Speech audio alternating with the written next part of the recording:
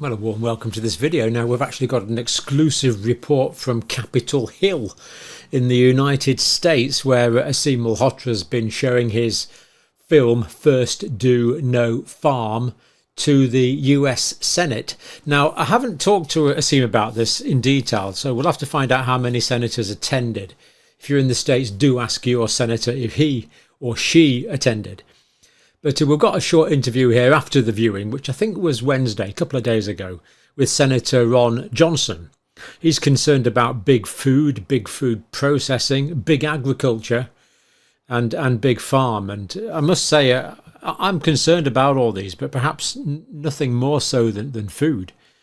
If food is controlled, that's pretty bad news for the hoi polloi, like us minions.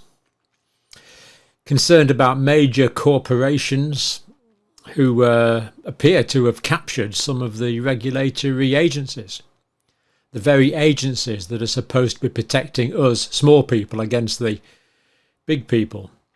But if they're captured, they're not much good. That's the concern. They should be working on behalf of the people. Are they working on behalf of the people? Well, Senator Johnson's concerned, as I understand him, that they're not working on behalf of the people.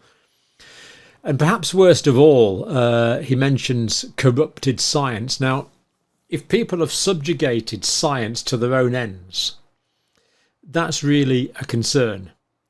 And you might be able to think of people just in the past year or two who've said, trust me, I am the science. No one is the science. The science is the science. Science is the empirical study of the way that reality is. It belongs to no human being. Human beings have the privilege of studying it, and for some strange reason, human beings are able to understand large amounts of it. But before I digress further, let's listen to Senator Johnson. Thank you for the report, Asim. I'm here in Capitol Hill with Senator Ron Johnson, who's very kindly hosting the US premiere of First Do No Pharm. And really curious to get Ron's thoughts. He's already seen the film. What do you think, Ron? It was brilliant.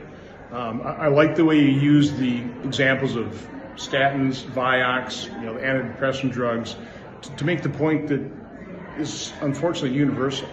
How pharmaceutical companies, but quite honestly, big ag, big food processing, how these major corporations have captured the regulatory agencies to the harm of the world population. We'll make this global. And it's something that people need to understand exactly what's happening, that these agencies are no longer working on the behalf of people. They're working at the behest of these major corporations. I'm a private sector guy. I have no problem with large corporations, but it's the capture and corruption of those agencies that we depend on to literally protect our health. Yes. That's gone awry. And unfortunately, doctors aren't taught these things. They actually trust the sciences that has been corrupted. So again, in a 2-hour documentary, you do a great job of just laying that out so that people in the end realize, oh, this is what's happening. So I thought it was brilliant. Thank you, Ron. That's amazing. Well, onwards and upwards. I think the more people that see it, the better. And let the truth really give us the solutions to the problems we're facing today. Watch the whole thing, and then share it. Well, thanks very much, Senator Johnson. That was really quite a privilege to get an individualised report just for this channel, which was great. Now, as I said, we went to see this film in London on Monday. It was a great film. And I think what I'll do is I'll just play you the official trailer of the film, which gives you a bit of a flavour of it. In the last video, I showed the first few minutes of it, which is also shows you the way the film, the sort of style that the film uses, which is entertaining but informative as well. But let's listen to the official trailer, and I will put the link. We've got the filmmakers have given us an exclusive deal for this channel. I think it's five British pounds. I said English pounds last time. I meant British pounds, of course, because we have the same in Scotland, Northern Ireland, and Wales. Unlike Southern Ireland where they have euros, but I'm sure it's available there as well. But it's I think it's $6.99 US. But anyway, let's listen to the official trailer now. Between 2003 and 2016, fines imposed on large pharmaceutical companies for fraud and other illegal activities amounted to $33 billion. You have to do something. We are considered acceptable collateral damage. We're talking about many millions of people killed by research fraud in medical science. Between 40 and 60,000 Americans died. So this is like approximately equal to the number of Americans who died in the Vietnam War, died from taking Vioxx. We need to apply quite a big dose of skepticism to the medical literature. They know they might get $1 million, for example, for publishing the trial. And that, I don't really see how you can manage that as a conflict of interest. You are going to be obliterated if you take on this position. I effectively lost my job. The thing you care about is, I don't want to lose my memory. I want to be able to do the things I normally do in life. That's what Alzheimer's robs you of. The FDA is not going to protect doctors and the public and the insurers and Medicare from this deception about the clinical value of this drug. If you knew, why didn't you do anything? Patient began to verbalize feelings of killing other people, and then himself. They are now out of control as an entity that is purely there to make money. A psychopathic entity.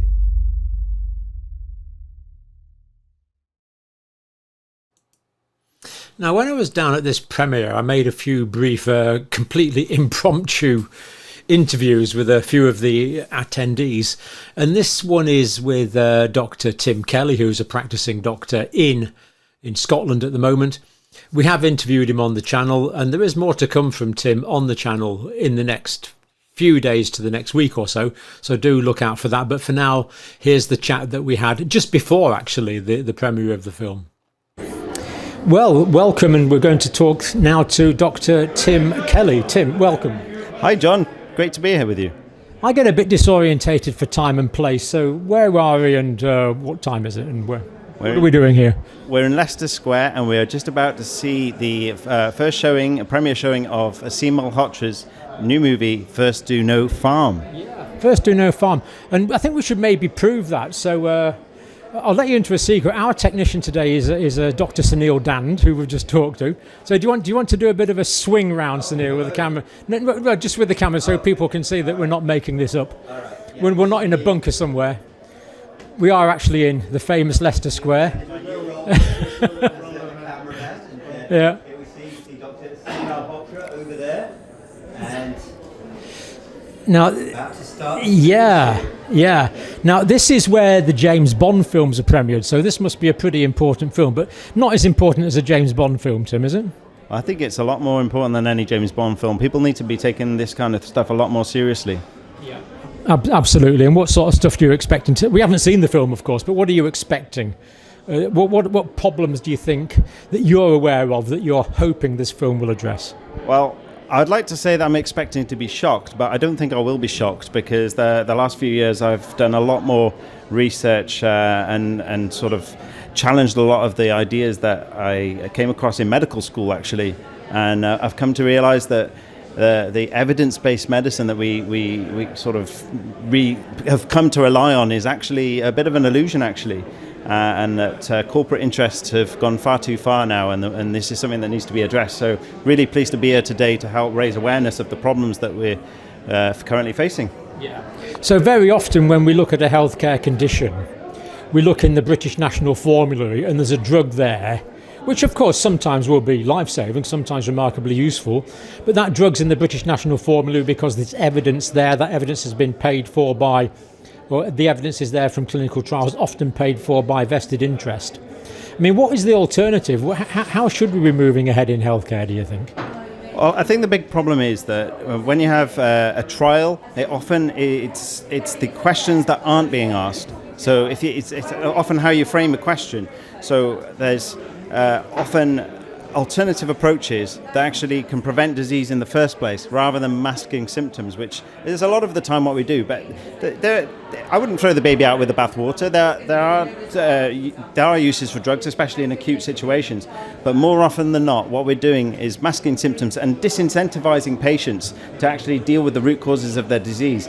And I think that's what we need to be doing a lot better. And do you feel that there's drugs that are available that have been trialled in the past, maybe decades ago, different drugs that we already have that could be repurposed to treat modern diseases, but which are out of patent?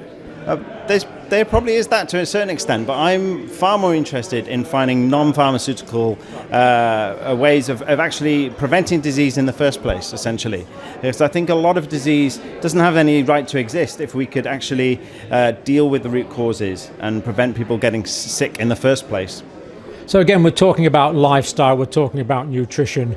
Lifestyle, nutrition, and a spiritual aspect. Avoiding toxins. Yeah, indeed. Man is psycho-social, spiritual, so we need our spiritual connections. I mean, people have always believed in something, as long as they've been people. And also family connections, lifestyle connections, fresh air, nutrition, avoiding toxins. All of these things working together to make us as healthy as we can be for as long as we can be. Definitely, that's what I'd be advocating for, a holistical approach that looks at all the many factors that make people sick. And I think that's the direction that we need to be going. Because if we don't, we cannot keep on the road that we're currently on. We're going to be bankrupt as a country. We're just going to be constantly fighting these symptoms of disease which can be prevented in the first place. Yeah, that's what I feel. We want to keep people as healthy as we can, as long as we can.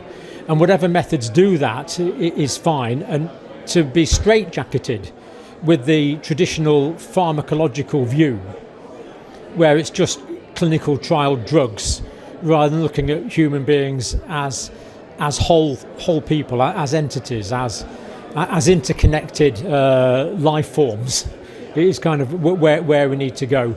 And we want to be free. And especially, do you feel that doctors are free at the moment to make decisions in this area?